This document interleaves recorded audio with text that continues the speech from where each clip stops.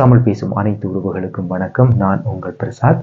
பல ஈழத்தமிழர்கள் வெளிநாடுகளில் இருந்து இலங்கைக்கு நாடு கடத்தப்பட்டிருக்கிறார்கள். அவர்கள் நாடு கடத்தப்பட்டதற்கான காரணம் என்ன, அங்கு என்ன நடந்தது என்பது தொடர்பாகத்தான் இந்த காணொலியை முழுமையாக பார்க்க போகிறோம். காணொலிக்கு போகிறது முன்னாடி என்னுடைய சேனலுக்கு இப்போ தான் நீங்கள் பார்த்துருவாருன்னு சொன்னால் மறக்காமல் என்னுடைய சேனலை சப்ஸ்கிரைப் பண்ணி வச்சுக்கொள்ளுங்க. அப்போ தான் நான் போடுற ஒவ்வொரு காணொலியும் உங்களை வந்து சேரும். இப்பொழுது விடயத்துக்குள்ளே போகலாம். எல்லாருக்குமே தெரியும், இப்போ இலங்கையில் இருக்கிற ஒரு மோகம் என்னென்று சொல்லி கேட்டிங்கன்னு சொன்னால் அது கட்டாயம் வெளிநாட்டுக்கு போகிற என்ற மோகம் தான். முக்கியமாக பார்த்தீங்கன்னு சொன்னால் ஐரோப்பா உட்பட வெளிநாடுகளுக்கு போகிற நோக்கம்தான் இங்கே இருக்கிற எல்லாருக்குமே என்று சொல்லலாம். அந்த வகையில் எங்களை ஈழத்தமிழர்களும் அந்த எண்ணத்தில் தான் நிறைய பேர் இருக்கணும். அதாவது ஒரு கவர்மெண்ட் ஜாப் கிடைக்கிறது என்றதை விட நாங்கள் வெளிநாட்டுக்கு போனால் தான் நல்லா இருக்கலாம் என்ற எண்ணம் வந்து எல்லார்ட்டையும் இருக்குது. அந்த வகையில் பார்த்தீங்கன்னு சொன்னால் அண்மை காலத்தில் நாட்டில் ஏற்பட்ட பொருளாதார நெருக்கடியின் காரணமாகத்தான் இந்த நிலை மக்களிட எண்ணத்தில் தோன்றியிருக்கு என்று சொல்லணும். அதோடு பார்த்தீங்கன்னு சொன்னால் என்ன நடந்திருக்குன்னா, மலேசியாவில் இருந்து அண்மை காலத்தில் நிறைய ஈழத்தமிழ் உறவுகள் வந்து மீண்டும் இலங்கைக்கு நாடு கடத்தப்பட்டிருக்கிறார்கள்.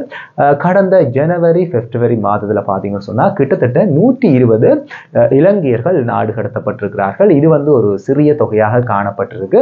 அதாவது நான் சொன்னது வந்து ஈழத்தமிழர்கள் அல்ல, 120 இலங்கையர்கள் நாடு கடத்தப்பட்டிருக்கிறார்கள்.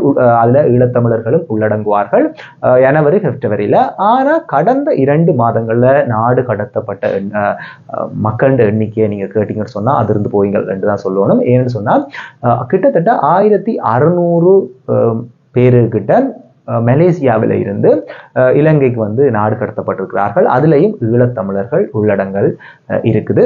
இப்போ பார்த்தீங்கன்னு சொன்னால் ஏன் அவர்கள் நாடு கடத்தப்பட்டிருக்கிறார்கள்னு சொன்னால் அவர்கள் ஐரோப்பா உட்பட வெளிநாடுகளுக்கு போகிறதுக்காண்டி மலேசியாவில் வந்து போய் தங்கி இருந்திருக்கிறார்கள்.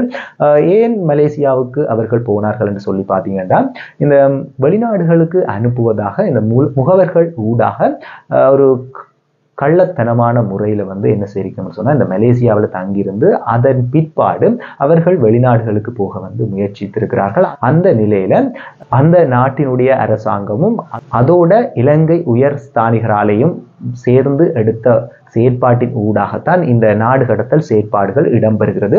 நான் ஏற்கனவே குறிப்பிட்டதன் பிரகாரம் ஜனவரி பிப்ரவரியோட ஒப்பிடிக்க கடந்த 2 மாதங்கள்ல இந்த எண்ணிக்கை ஏன் சடுதியாக அதிகரிச்சிருக்குன்னு சொல்லி பார்த்தீங்கன்னு சொன்னால், மலேசியா நாட்டில் இவ்வாறு சட்டவிரோதமாக குடியிருக்கிறார்கள் எண்ணிக்கை அதிகரிச்சிருக்கு என்று அந்த அரசாங்கம் கணக்கெடுப்பு ஒன்றை மேற்கொள்ளுது. அதன் அடிப்படையில் அந்த எண்ணிக்கையை நாங்கள் குறைக்கணும் என்ற ஒரு அடிப்படையில் தான் இந்த நாடு கடத்தல் தீவிரப்படுத்தப்பட்டிருக்கு என்று தான் சொல்லணும். அதாவது முன்னைய காலங்களில் நாடு கடத்தப்பட்ட எண்ணிக்கையை விட அண்மை காலத்தில் நாடு கடத்தப்பட்ட எண்ணிக்கை அதிகம் என்று தான் சொல்லணும். அதோடு வந்து அவர்கள் நாடு கடத்தப்பட்டிருக்கிறார்கள் என்று சொல்றதை விட நான் இன்னொரு சொல்ல இங்கே நான் யூஸ் பண்ணலாம் என்று நினைக்கிறேன், மீட்கப்பட்டுள்ளார்கள் என்று தான் சொல்லணும். ஏனென்றால் முகவர்கள கருத்தை நம்பித்தான் நிறைய மக்கள் மலேசியாவில் குடியிருந்திருக்கிறார்கள். அவர்கள் வெளிநாடுகளுக்கு போவார்களா அல்லது அவர்களுக்கு குறிக்கப்பட்ட இடத்துக்கு போவார்களா என்பது தொடர்பாக அவர்களுக்கு உண்மையிலே நம்பிக்கை இல்லை என்று தான் சொல்லணும்.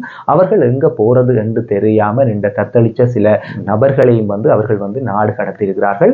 சில பேர் வந்து என்ன செய்யணும்னு சொன்னா, அந்த மலேசிய அரசாங்கம் என்ன செய்யிருக்குன்னா சில அந்த சலுகைகளை வழங்கி சட்டமற்ற விதத்துல இங்க இருந்தீங்கன்னு சொன்னா நீங்க எங்களுக்கு தெரியப்படுத்தலாம் என்றும் அறிக்கை வெளியிட்டிருக்கு. அதன் அடிப்படையில சில பேர் வந்து திரும்ப இலங்கைக்கு வந்து அவர்கள் அனுப்பப்பட்டிருக்கிறார்கள். அதோடு வந்து பார்த்தீங்கன்னு சொன்னால் சட்டவிரோதமாக கூடியிருந்த, அதாவது களவா தங்கியிருந்த ஆக்களும் வந்து இந்த செயற்பாட்டில் நாடு கடத்தப்பட்டிருக்கிறார்கள்.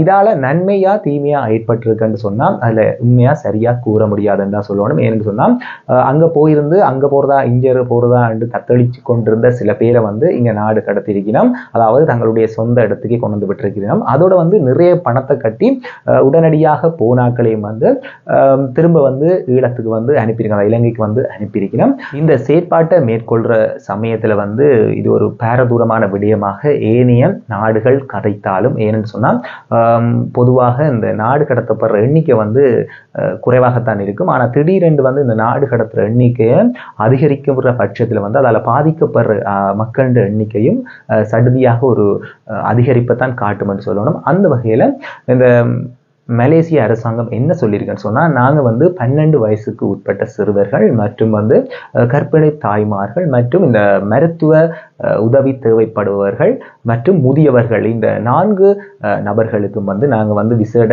சலுகைகளை கொடுக்குறோம்.